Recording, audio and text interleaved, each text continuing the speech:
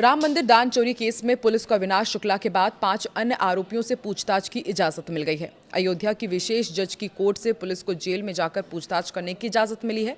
ठीक उसी तरह जैसे कि अविनाश शुक्ला से पुलिस ने पूछताछ की थी। अगर जेल में पुलिस को कुछ अहम सुराग हाथ लगते हैं तो उनकी रिमांड की भी फिर मांग की जा सकती है। नमस्कार, मैं हूं आकांक्षा और आप देख रहे हैं न्यूज़ 18 का डिजिटल प्लेटफॉर्म। अविनाश शुक्ला के बाद अब पुलिस ने जेल में बंद 5 अन्य आरोपियों से पूछताछ की यहां पर बात कही है। शनिवार को भ्रष्टाचार निवारण अधिनियम के विशेष जज की कोर्ट से अयोध्या पुलिस को जेल के अंदर जाकर इन 5 आरोपियों से पूछताछ करने की परमिशन मिल गई है। रविवार से माना जा रहा है कि पुलिस यानी कि आज से जेल में जाएगी और अनुकल्प मिश्रा, लवकुश मिश्रा समेत 5 लोगों के बयान दर्ज करेगी। पूछताछ में माना जा रहा है कि शायद अहम खुलासे हो सकते हैं, जिसके बाद पुलिस इनकी कस्टडी रिमांड भी मांग सकती है। अयोध्या पुलिस के मुताबिक विशेष कोर्ट से परमिशन मिल चुकी है और जेल के अंदर ही 5 आरोपियों से गहन पूछताछ अब शुरू होगी। जिन आरोपियों के बयान दर्ज किए जाने हैं उनमें अनुकल्प मिश्रा है, लवकुश मिश्रा है, टिन्नू यादव है, करुणेश पांडे है और मनीष यादव का नाम शामिल है। सभी राम मंदिर में दान की गिनती और प्रबंधन से जुड़ी बैंक की आउटसोर्सिंग व्यवस्था का हिस्सा थे, जिन पर सुनियोजित तरीके से चंदे की रकम उड़ाने के गंभीर आरोप लगे हैं। इस मामले की जांच कर रहे अयोध्या के क्षेत्राधिकारी यानी कि सीईओ आशुतोष तिवारी ने अदालत में अर्जी डाली है।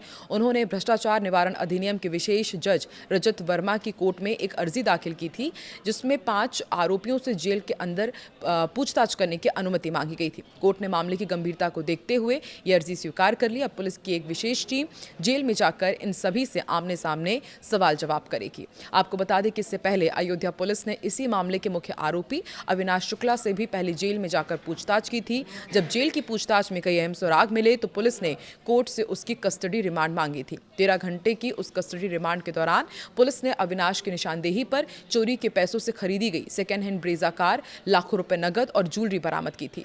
पुलिस के सूत्रों के मुताबिक रविवार से जेल में इन 5 आरोपियों से पूछताछ होगी। इनके बयान दर्ज किए जाएंगे। ये पता लगाने की कोशिश की जाएगी कि इस पूरी चोरी का मास्टरमाइंड आखिर है कौन, पैसों का बंटवारा कैसे होता था और बाकी की रकम कहां निवेश की गई है। इसके बाद जांच में सामने आए तथ्यों के आधार पर और जरूरत पड़ने पर पुलिस इन 5 आरोपियों की एक-एक करके कोर्ट से पुलिस कस्टडी रिमांड भी मांग सकती है, ताकि गबन किए गए पैसों की अधिक से अधिक रिकवरी हो सके। राम मंदिर दान चोरी मामले की जांच तेजी से आगे बढ़ रही है। इसी बीच आरोपियों को लेकर बड़ा खुलासा हुआ है। बताया जा रहा है कि जेल में बंद सभी आरोपी डरे हुए हैं। वहीं पुलिस को इनका कोई आपराधिक रिकॉर्ड नहीं मिला है। इसके अलावा कहा जा रहा है कि इन्होंने कोई प्लानिंग भी नहीं की थी, ना ही इससे पहले कोई चोरी की थी। वहीं इस पूरे मुद्दे को लेकर सियासी उबाल भी मचा हुआ है। संभल सांसद जियाउर रहमान बर्क राम मंदिर का नाम नहीं लेते हैं, लेकिन राम मंदिर में दान चोरी पर उन्होंने बीजेपी पर निशाना साधा। बीजेपी पर दान चोरों को बचाने का आरोप लगाया। इस बार भी उन्होंने अपने मुंह से राम मंदिर का नाम नहीं लिया। सूत्रों के अनुसार जांच में पता चला है कि आरोपी अविनाश शुक्ला ने अपनी महिला मित्र के बैंक अकाउंट में लाखों रुपए ट्रांसफर किए थे। अब पुलिस इन ट्रांजैक्शन से जुड़े तमाम अहम सबूत जुटा रही है।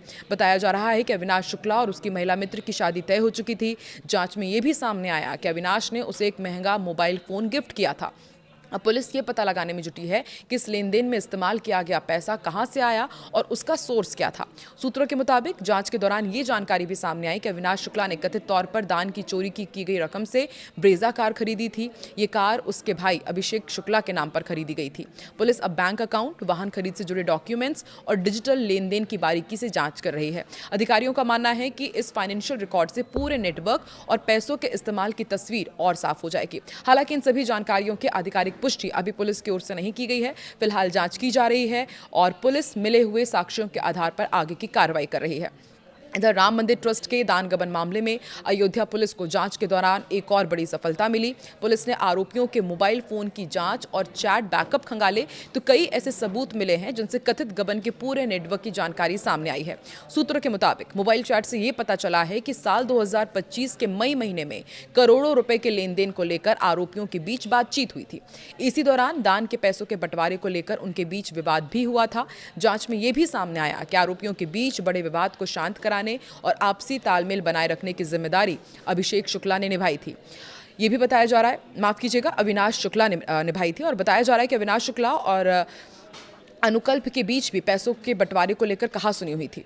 पुलिस की पूछताछ और डिजिटल जांच में यह भी सामने आया है कि राम मंदिर परिसर में दान की रकम की काउंटिंग के दौरान कथित तौर पर पैसों की चोरी की जाती थी और इसके बाद रकम का आपस में हिसाब किताब और बंटवारा किया जाता था। सूत्रों के अनुसार आरोपियों के मोबाइल फोन से मिली चैट, बैकअप और अन्य डिजिटल डेटा ने जांच को नई दिशा दी है। इन इलेक्ट्रॉनिक सबूतों में कथित लेन देन, आपसी बातचीत और पैसों के बंटवारे से जुड़े कई अहम सुराग मिले हैं। फिलहाल अयोध्या पुलिस इन सभी डिजिटल सबूतों की गहन जांच कर रही है और अधिकारियों का मानना है कि मोबाइल फोन से मिले रिकॉर्ड इस पूरे मामले में कई और बड़े खुलासे कर सकते हैं और इन्हीं के आधार पर अब आगे की कानूनी कार्रवाई की जाएगी।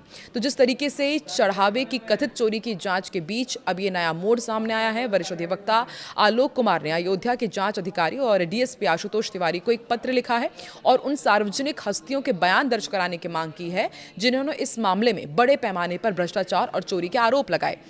इस पत्र में यह कहा गया है कि अलग अलग टीवी चैनल्स और सोशल मीडिया प्लेटफॉर्म पर जो बयान प्रसारित किए जा रहे हैं, जिसमें प्रोफेसर रामगोपाल यादव हैं, अरविंद केजरीवाल हैं, सांसद संजय सिंह है, प्रियंका गांधी हैं, इन्होंने मंदिर चढ़ावे की चोरी को लेकर गंभीर आरोप लगाए हैं। और पत्र के अनुसार प्रोफेसर रामगोपाल यादव ने आरोप लगाया था कि राम मंदिर में लगभग 20,000 करोड़ का घोटाला हुआ है और सोना, चांदी, हीरे, जवाहरात तथा नकदी गायब हुई है। अरविंद केजरीवाल के हवाले से कहा गया कि राम मंदिर में भारी मात्रा में नकदी और कीमती सामान चोरी हुआ है। लगभग 200 करोड़ नकद गायब होने का दावा अरविंद केजरीवाल ने किया।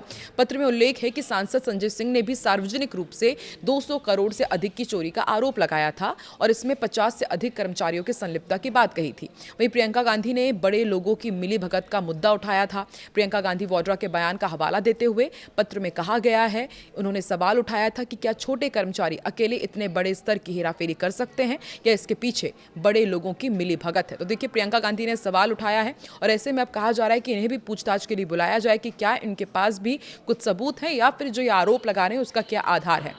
आपको क्या लगता है कि क्या वाकई ये छोटे कर्मचारी, जो 5 से 6 लोगों को गिरफ्तार किया गया है, जिनकी पुलिस आगे रिमांड भी ले सकती है, क्या वाकई सिर्फ ये कर्मचारी अकेले इतने बड़े स्तर की हेराफेरी कर सकते हैं या वाकई इसके पीछे बड़े लोगों की मिलीभगत है जिन्हें बचाया जा रहा है?